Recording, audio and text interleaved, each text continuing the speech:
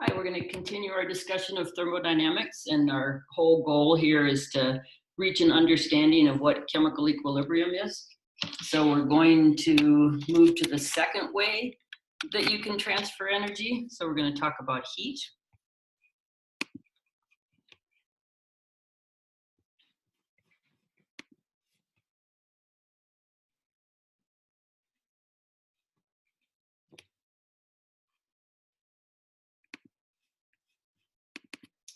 Okay, so this is topic 2B, and we're going to talk about heat. So we talked about work. Work is a way to transfer energy. You can do work on or by a system.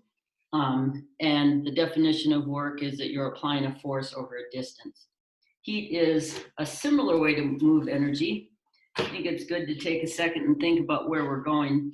The first law of thermodynamics states that energy is conserved. So that means if the internal energy, U here, changes, we have to be able to measure energy that moved in or out of the system. So work was labeled W, and heat's going to be labeled Q. So heat is the energy that moves in the form, or energy that moves in the form of heat when there's a temperature difference between the system and the surroundings. So something hot put next to something cold, heat will flow from the hot to the cold. So a diathermic process is if heat's allowed to move, and an adiabatic process, heat's not allowed to move. So just a couple new words. I think you've probably heard of both of them. So an adiabatic process, if it took place, if you insulated that, you wouldn't allow the heat to move out. Whereas if you carried out the same process in an open beaker, heat could flow through the walls, and that would be a diathermic. So the convention will be the same as the convention for work. If the system gives up heat to the surroundings, its internal energy goes down, and so Q is going to be negative. If heat flows into the system from the surroundings, then by convention, we're going to say that that's a process where it's a positive Q. So a few words that you remember from Gen Chem, exothermic and endothermic. So if heat can flow, then an exothermic process is a diathermic, so that's where heat can flow. In a diathermic container releases energy as heat to the surroundings. And an endothermic process is the opposite. It absorbs energy as heat from the surroundings. So you want to think, if you think about how heat and work are defined, sometimes people act or state things as if heat and work are ways to have energy versus to move energy. So you want to make sure we realize heat is a mode of transfer of energy. It's how energy moves, and it achieves or utilizes random atomic or molecular motion in the surroundings. So when we think about it, this picture here, similar to the one about work, where in the process of work, we were applying a force in the same direction, and we would be moving this, if this was a ball, up, maybe doing work on it against gravity. Heat's the same thing. You're transferring energy, but you're transferring it incoherently. So random kinetic energy in one system is then creating random kinetic energy in another system. So it's similar to work. You're moving kinetic energy, but in this case, it's random. So the temperature changes, but you don't move the container like you would with work. So if we want to think about how we can measure heat, we have to think about the heat capacity. So the heat capacity, which is usually given by a capital C, is how much heat it takes to change the temperature of something. So that means if you know the heat capacity and measure a change in temperature, you can determine how much heat flowed in or out of the system. So let's just look at self-test 2B.1. It says the heat capacity of a 1 kilogram block of iron is 4.49 kilojoules per Kelvin. What's the value of Q when the block cools from 30 to 20? So 1 kilogram has this heat capacity, T1, T2. So it's heat capacity in kilojoules per Kelvin. The nice thing is that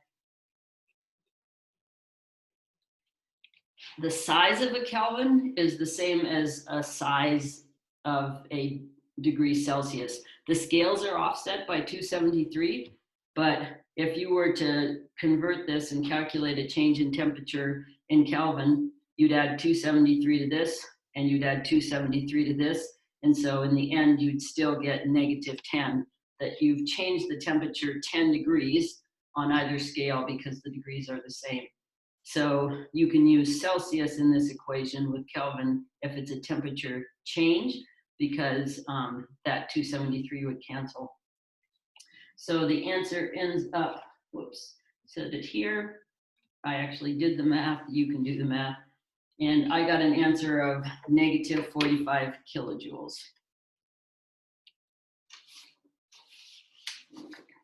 So knowing the heat capacity allows you to calculate Q. Heat capacity is usually not given in per total quantity. Here this says 1 kilogram has this heat capacity.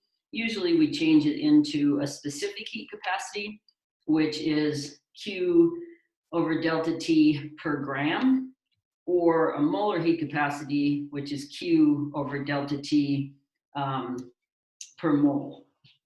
And that way, all you'd have to add to the math we did here, if this was per something, you just multiply by whatever mass or moles you have.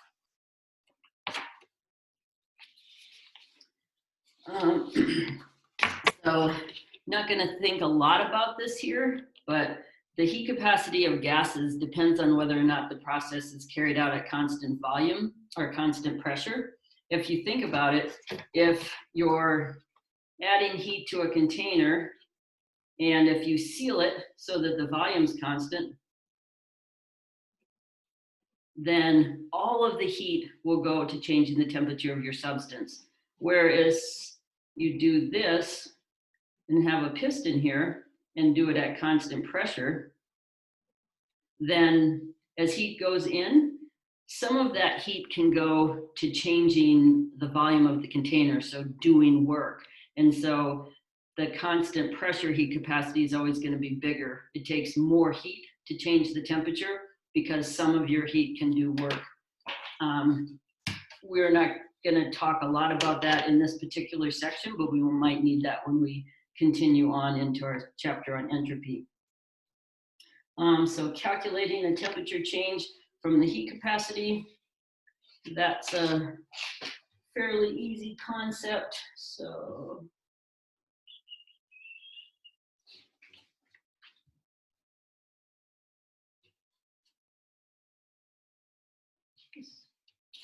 I did not do that one, did I?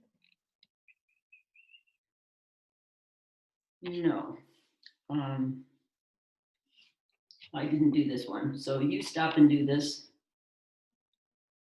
and then continue. It's fairly easy. What energy as heat is needed to increase the temperature of 250 grams of water by 40 degrees. So you go up here to the table, get the specific heat of water. We have 250 grams. So Q is going to be 250 grams times liquid water, I will assume.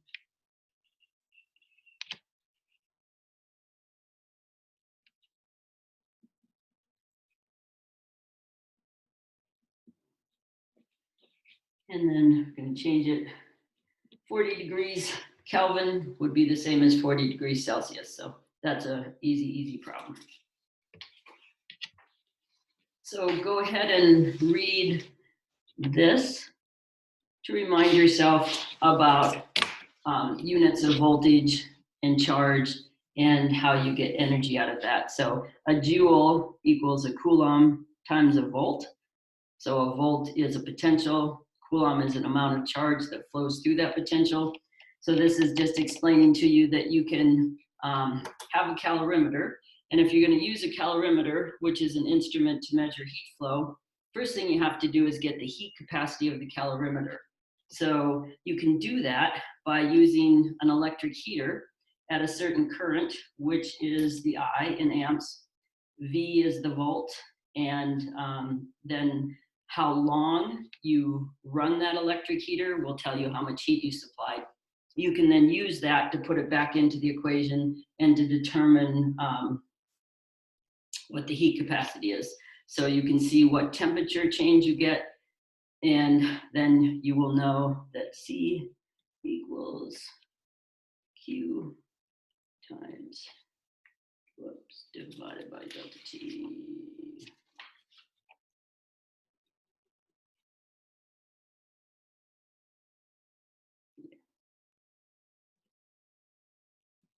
So once you get that Q, you can divide by how much the temperature changed, and you can get the heat capacity. Once you have the heat capacity, then you can measure the heat output from other sources, like what's the Q for a reaction that takes place. So for how long must this same current, so you should also do this one. It's very simple.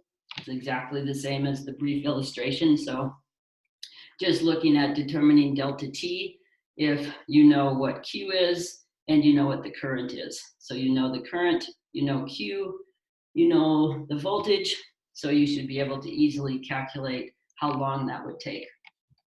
The other way that you can measure the heat capacity of a calorimeter is by carrying out a reaction in there where you know the Q. So if you know Q, for example, for burning some compound, we're going to use benzoic acid when we do this, then you can say I burned a gram of benzoic acid. You can determine how much heat that would have provided, and then you can get what the heat capacity of the calorimeter is from that. Okay, let's look at self-test 2B.4. So in an experiment to measure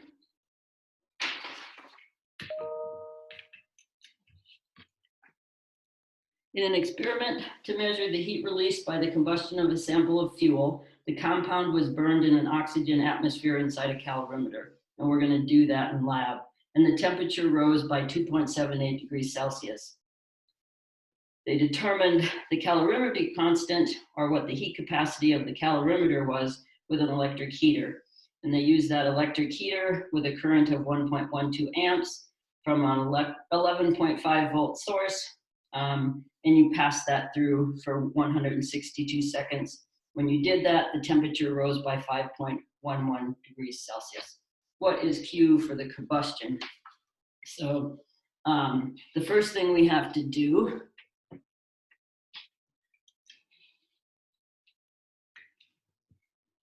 is we have to determine what the heat capacity of the bomb or it is a bomb calorimeter, of the calorimeter is. So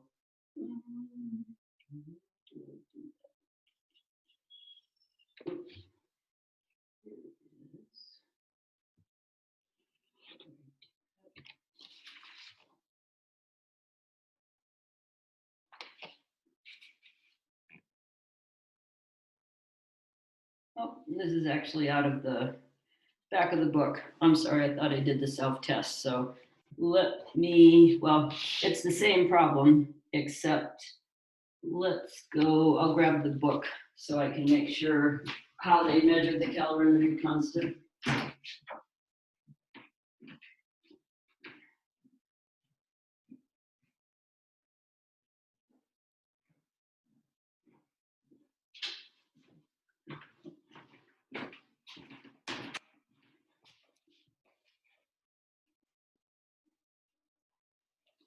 So this is 2.12. So this says when 320 milligrams of naphthalene was burned in a bomb calorimetry, the temperature rose by 3.05 Kelvin. Calculate the heat capacity of the calorimeter. And then by how much will the temperature rise when 100 milligrams of phenol is burned in the calorimeter under the same conditions? So we looked up the delta H for naphthalene, And then we took the 320 milligrams, changed it into moles. So we have 2.5 times 10 to the minus 3 moles multiplied by the combustion per mole to tell us that in that process, we had 12.9 kilojoules of heat released. So if you have 12.9 kilojoules and the temperature changes by 3.05, then your calorimetry constant, or the heat capacity of the calorimeter, is 4.22 kilojoules per Kelvin. So now if we burn 100 grams of another compound, what will the delta T be? So the delta H of combustion is negative 3054 for the phenol. So 100 milligrams is 1.06 times 10 to the minus 3. So multiply the heat of combustion times the number of moles. This is how much heat was released from that reaction. So that much heat with this calorimetry constant gives you a temperature change of 0.769 Kelvin.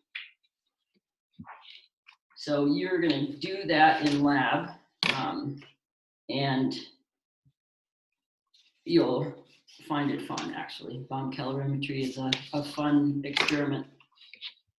So the very last thing in thinking about heat is thinking about the expansion or compression of a gas. So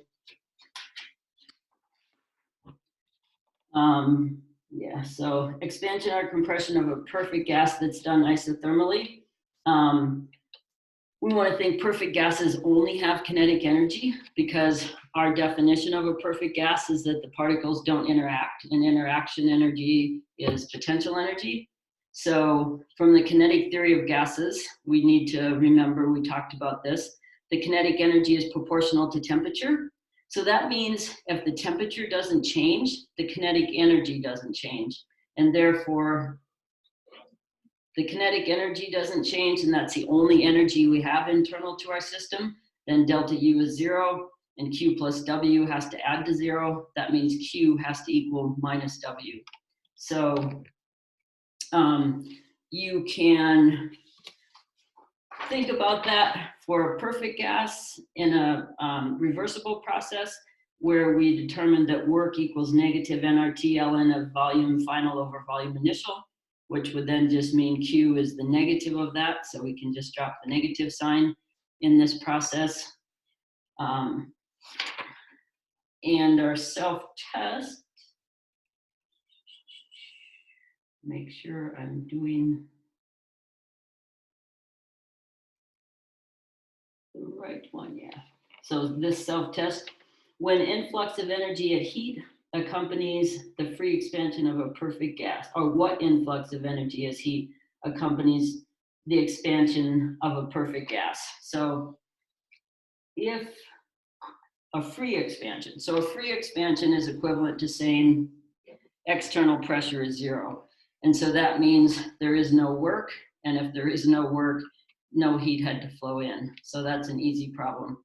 If it had been an isothermal reversible expansion of a perfect gas, then we would have had to know the final volume and the initial volume, and we would have used that equation. So we have a little better understanding of work and heat from these two sections, and now we'll continue on to using these concepts to take us to an understanding of equilibrium.